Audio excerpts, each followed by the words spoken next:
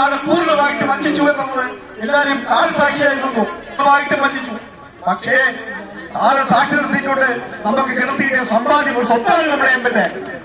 അതൊരു പുലിയാണ്. മറ്റേത് എലിയായി പോയി, ഇത് പുലിയായി പോയി. സത്യമല്ലേ? അതുപോലെ ഒരു ബൈപ്പാസ് ഉടനെ ഉണ്ടാകുമെന്ന് പറഞ്ഞ അതിന്റെ സ്ഥലമെടുത്തി ഒത്തി സത്യം പറയാൻ ഒരുപാട് കല്ലായി കേട്ടോ. ഇതുപോലെ കല്ലവിടെ കിട്ടും. ഓടി മാറി കല്ല് മാത്രം. അതിന് പരിഹാരം ഉണ്ടാവും. സത്യത്തിൽ ഇനി കല്ലിടിക്കരുത്, ദയവ് കല്ലിടിക്കരുത്. അത് എംഎൽഎ ആ കാര്യം ഏറ്റെടുക്കണം.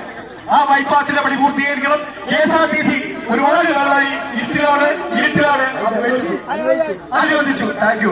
വടക്കേക്കരയിൽ പൂജാറിന്റെ എംഎൽഎ വന്ന കാലുകുത്തി ഈ നാടൊക്കെ പറയാമോ? പൂജാറിന്റെ എംഎൽഎ പുലിയല്ലേ ഇത്?